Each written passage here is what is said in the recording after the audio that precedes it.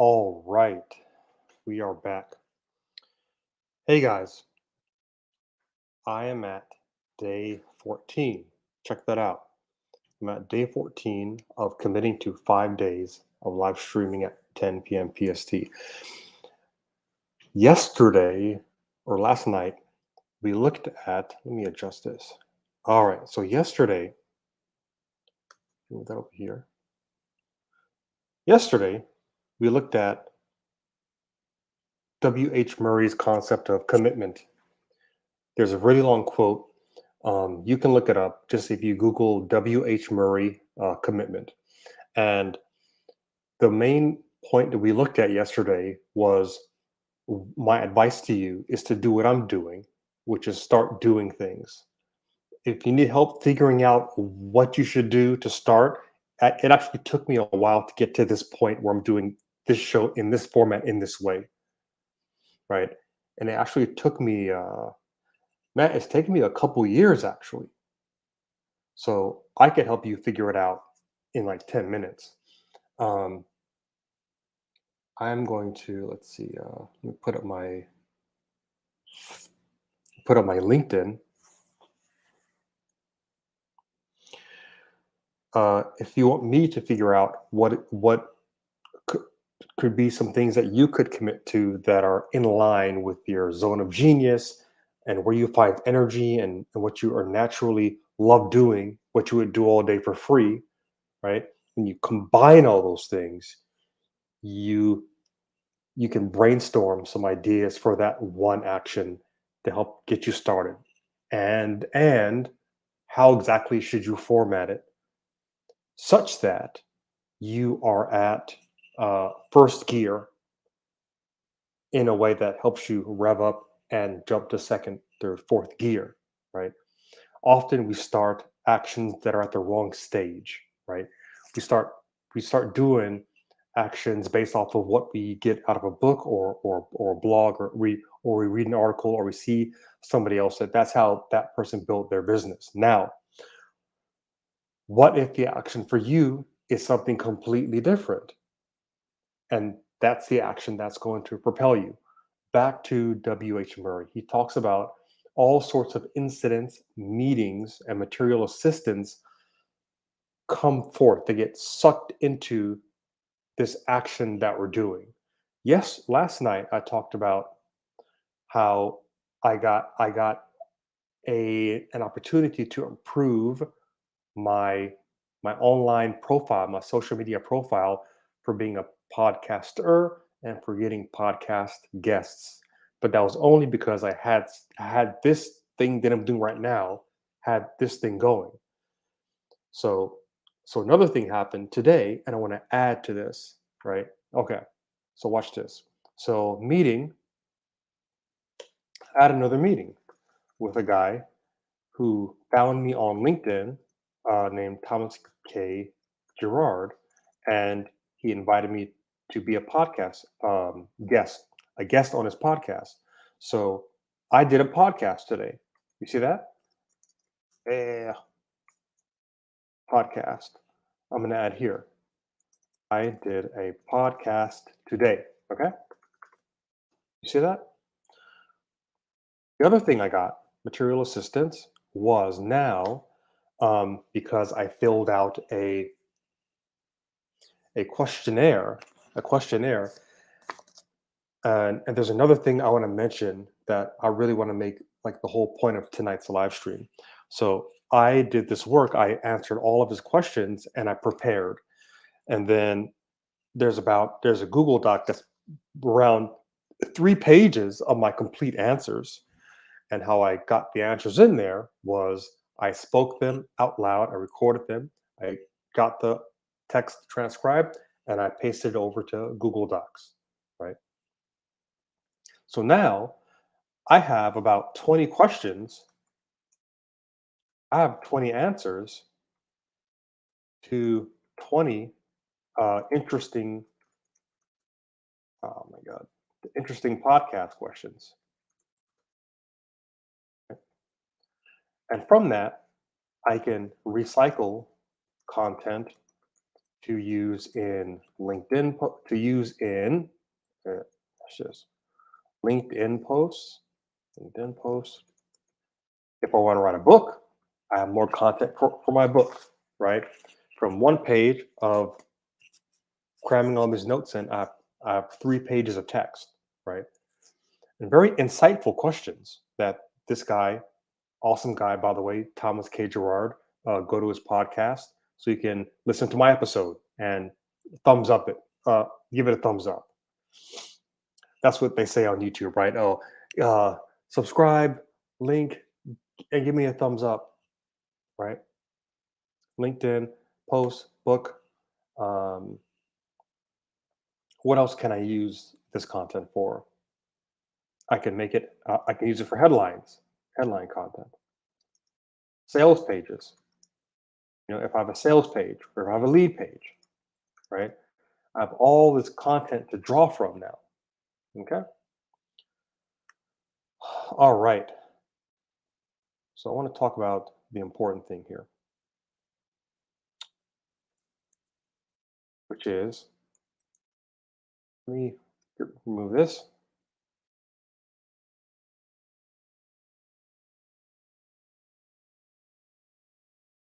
The important thing is that the material assistance, one of the forms in which it comes is through um,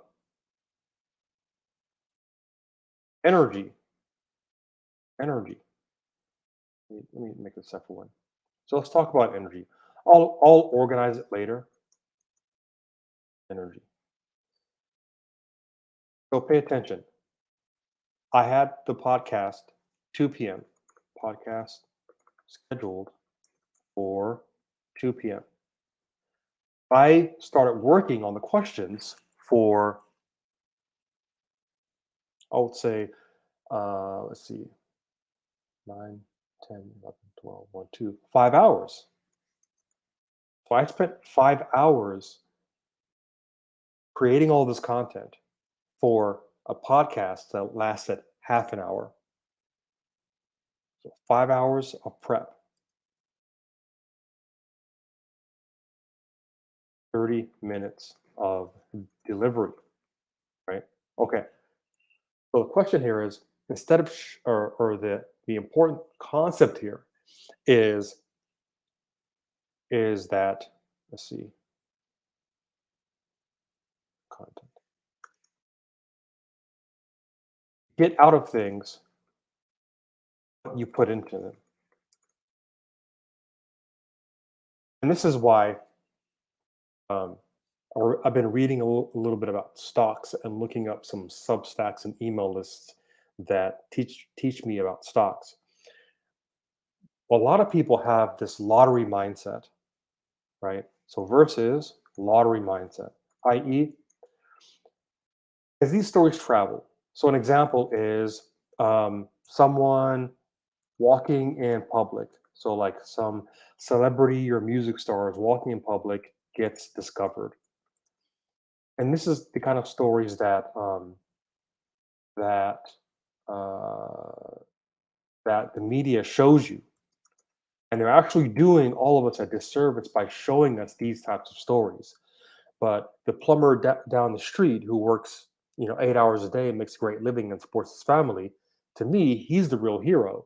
But you never hear any story about him on the news unless he wins a house. Again, some lottery mindset, chance meetings, right? Sweepstakes, right? Sweepstakes. The other thing we get is um, game shows. So game shows also sort of get this idea in our head that that it's that you can just get money from nothing, from like not really doing anything. Okay, so there's the lottery mindset, and then there's another mindset that's very dangerous. It's called the um, let's see, instead of secret kings, call it secret um, millionaires. And these are people, and Man, there's a guy. His name is Evan Pagan. Evan Pagan explained this, and he's like the only person who's really explained this concept. But just hear me out, guys. And once you hear it, you're going to instantly identify people who have this mindset, who are in your life. Okay, so the mindset is someone is sitting and waiting. They're waiting for some incident that's going to confirm that they've been victimized in some way, or that they're the heir to some fortune, or that they were involved in some unknowingly unknowingly, right? They were involved in some class action lawsuit, um, and where they're entitled to um, uh, all this money, right? So entitlement, like hidden entitlements, right? That the idea of, like, when you go on and look for like unclaimed assets with your county or your state, and you get happy when there's like a surplus from some closed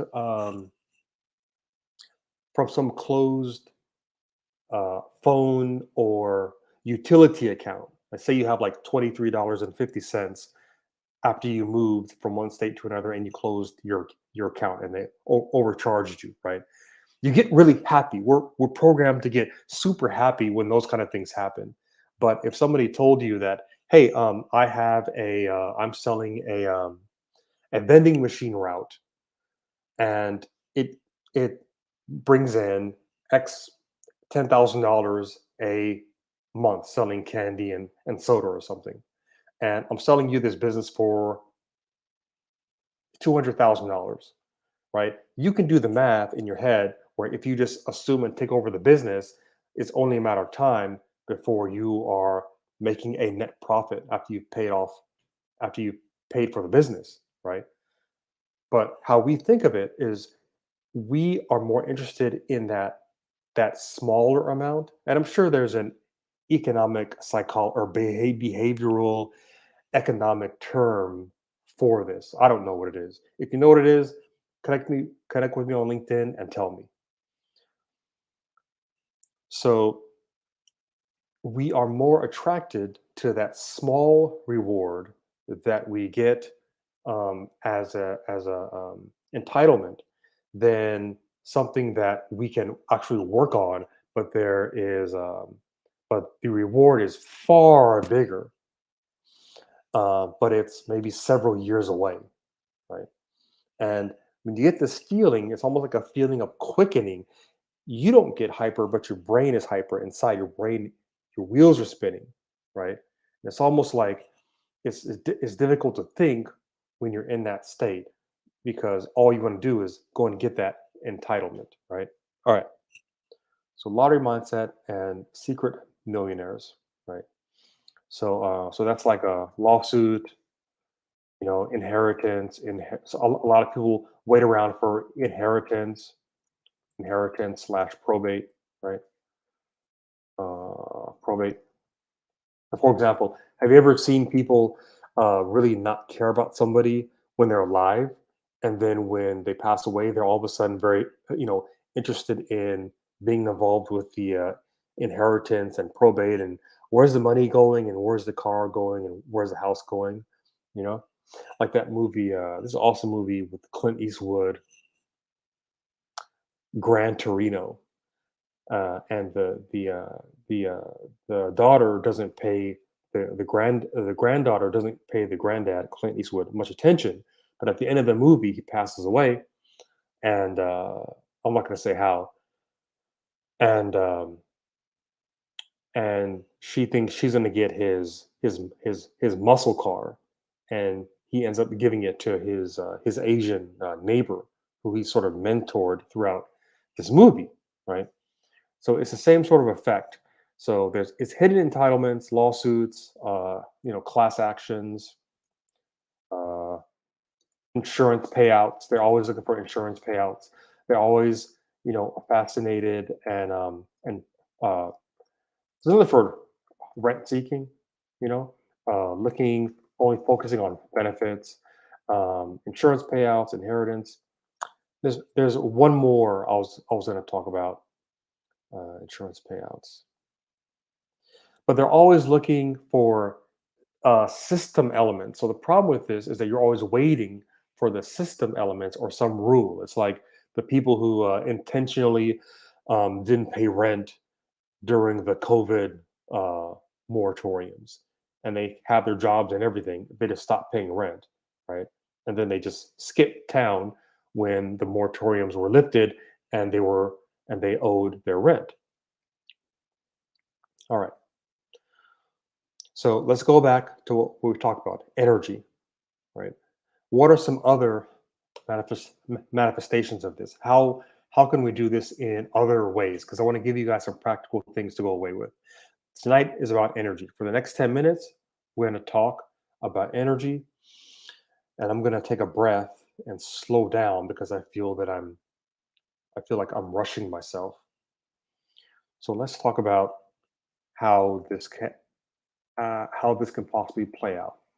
Some of these you're going to be able to implement like tomorrow. Okay. So um, preparing for a meeting, for example. Example is uh, showing up 30 minutes early to meetings and preparing the space or reading up or reviewing uh, related documents. So this is an example. Most people who work in offices, instead of showing up to 1 o'clock meeting at 1, show up at 12:30 and sit there. If you do that, I guarantee you'll never be late for a meeting because you're either early or you're late. There's no such thing as on time. If you plan to be on time, you end up being 1 minute late, right? Or 2 minutes late. So, in order to make sure we're at meetings on time and that we're present, we're able to breathe and look around and level set. So we can level set. Um, another example is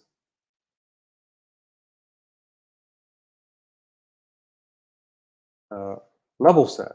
And what a level set is just uh, taking some time to, and this is mostly applies to all of us who have like 9 to 5 jobs and we're working, right?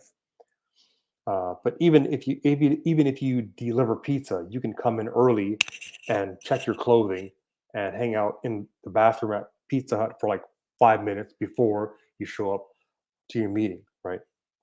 Or show up to your shift. So these are simple ways to increase the energy in something, right? Another thing I do is um, print out um, print out agendas ahead of time and and take notes and take notes, right? What questions you want to ask? Questions, clarifications, and your ideas. So if you do this, check this out. What if you're the only one showing up for a session or a workshop or a classroom meeting and you're prepared, you have questions and you have clarifications that you want and you have ideas beforehand, right? How much more prepared would you feel and how much more professional would you come off? How much more sophisticated would you come off as with your coworkers if you come early and prepare. So one idea this is something I do. I print things out, print out emails, right? Right. So one thing I do is print out emails and take notes before you respond to them. What this does is it slows you down, and helps the rational mind can take over.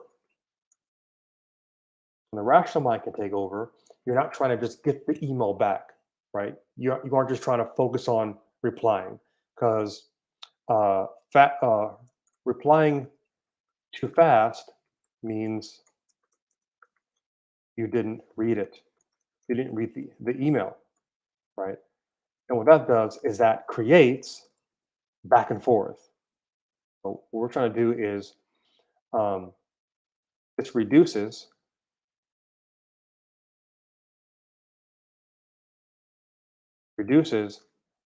back and forth, reduces questions and clarifications, and and puts you out there as a leader because you be the only one who has your act together, and you're showing that because you're writing a very concise, very crispy, like crisp email, right? Again, I'm not talking about email. I'm talking about everything you do in your life, right? Put you out there as a leader, as professional, professional, sophisticated. Okay, sophisticated. Let me.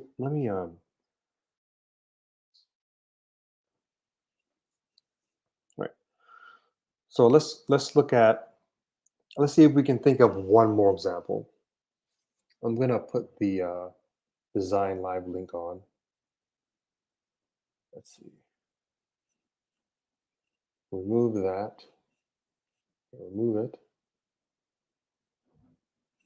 And put that up.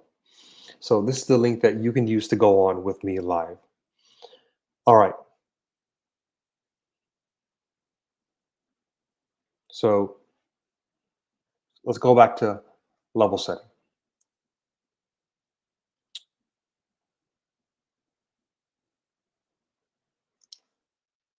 Agree on what meeting is about, what we want to get out of it, right?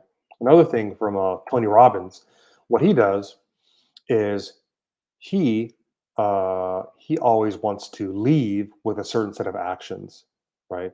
So actions, actions, right? What are we all supposed to do after this? What's the point of this meeting? And what are we all supposed to do? Otherwise, you'll be in cubicle hell, attending meetings that aren't worth conducting. Because most meetings in the corporate world are a complete waste of time, right? And if you worked in the corporate world like I have 20 years, after about 5 years, you sort of get the idea that wherever you go, most work meetings are nonsense, right? Um, and that's why I like workshops and collaboration sessions and Google Sprints so much because I like getting up with dry erase and working on whiteboards. To me, that's enjoyable. That's fun. So we talked about the amount of energy and energy. What do I mean by energy? I just mean intention, right? So instead of just showing up to a meeting unprepared, which leads to another meeting, you show up prepared. So and you can end the meeting early because you prepared beforehand, and people aren't filling in the space, right? So another concept I'm going to write down is that's related to this is um, nature abhors a vacuum. When there's a vacuum in leadership, that's a perfect opportunity for you to step in because it's very common. It's very common. So I'm going to add this to concepts actually. Shoot, there you go. Nature abhors a vacuum, right? That's why if you ever looked at a field, the patches that don't have grass get filled in by weeds because the weeds are like band-aids in nature for soil. They're trying to protect the soil from being dried out. And you can think of that as coming to a meeting and people yapping about what they did that weekend and spending half an hour doing that as opposed to 5 minutes doing that. Right? Can you tell I don't like meetings? Right. Nature abhors a vacuum. So let's go back to uh, let's see. Let me see if I can get back to what I was talking about. Ah, yeah. So Thomas K. Gerard. So now I have a podcast that's my name is now on Spotify. So what that means is when people Spotify. So now my name will come up in Google search with a Spotify link, right? Right there. So all because I'm showing up here every day, guys. I'm not even really doing anything. I'm just sharing with you some ideas that are very useful to me that I use on a daily basis to get everything in my life done and to learn and practice new things. Um, and I'm just talking. I'm talking about my experiences and I'm trying to solve people's problems. But from that, I now appeared on a podcast. It actually doesn't matter how well known the podcast is because all those things can happen later. We're not worried about, okay, so here's another thing that trips us up, man. And I'm going to talk about this too. Um, we and I'm not sure how I should say this, but it's something like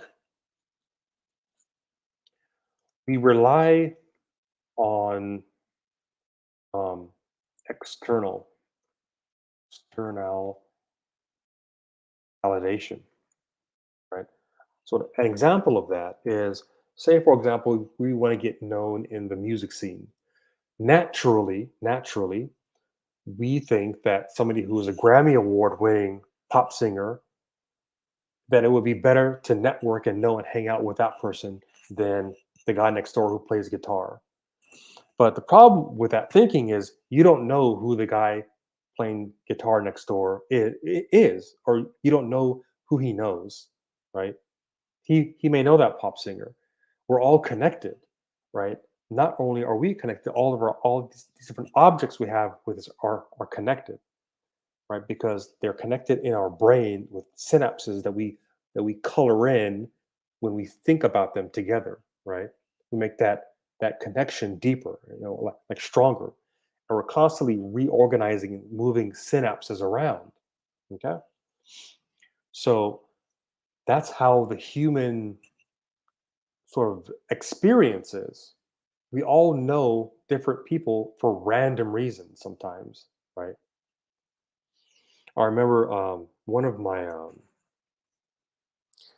the parking ticket lady at my college was an extra on Planet of the Apes in the 70s. And me and my roommate thought that was just the most awesome, amazing thing that the lady walking around giving us parking tickets for parking on campus for too long is an extra. And I don't even recall how we even got into that conversation and she started talking to us about that. It's very weird. So the energy and the intention energy and intention trumps um, externalities. What I mean by externalities is like um, prestige, fame. Like I'll get famous faster if I work with this person. Okay. Um, the energy has to be there. You have to be full.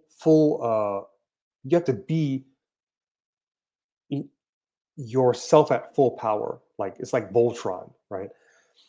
If you are only the black lion by himself and you are able to connect with this Grammy winning singer, yeah, it's you and a thousand other people, right? You and a thousand other people. But if you can find what shows you as or has you showing up as like fully formed Voltron, fully formed, like you at full power, all systems go, um, pedal to the metal, right? If that action has more power in it, there's more power in that. And people see that and they respond to that, right? Right. So there's more power in being, right? People respond to yeah, people respond to who you are being. Not the trophy, not the Grammy award, not the Emmy, not the Oscar. People respond to who you are being. Okay. All of those things, awards and degrees and things, are externalities most of the time, like 99% of the time. Okay. That's not what gets you there. Who you're being gets you there. Who you are being. People respond to who you are being. Be you, get you. If you're not getting what you want, change who you're being. So what I did today was I practiced being I'm a professional podcast guest, and I I played it out. I acted it out, taking it seriously. I went to the coffee shop. I did all these notes. I transcribed them with my little AI audio transcriber, and then I went through as if I was editing a book, and I edited it exactly like a script, like I'm going to read them all. And it turned out it's not a coincidence that it turned out that the format of the podcast is no, we're actually going to read them out. And so I was very glad that I spent all that time. What if I had just reviewed the questions and not really done anything about it? So if I'm going to leave you with this, if you think of yourself as like having to run over an obstacle, like the people who do pole vaulting in the Olympics, you have to walk backwards and look at your target. And the taller the target is, or the taller the obstacle is, the further you have to walk back, and the more time. So it's energy and time. The more energy and time you expend to prepare for it. So the main point of today is try it. Whatever you have going on in your life, put a little bit more energy into it and do some prep beforehand. Even if, minimum, you sit down and you just think about it without writing anything down. I like to write. I like to record audio as well, right? And I like Google Docs, and I like AI transcribing. I like seeing the words when I talk. Whatever it is for you, but minimum, sit down, close your eyes, and just think about it. For example, your meeting or your Zoom call tomorrow. Before your call, try this. Sit down, get comfortable, get your aromatherapy going, get your candles going, have some light music going on, have your favorite beverage, coffee or tea or whatever, and spend 20 minutes thinking about the next meeting or the next call or your next appointment, and just watch what happens. Just trust me and try it. Watch what happens. So again, I'm Zaid Hisham, and this has been day 14 in the can, committing to 5 days of live streaming at 10 p.m.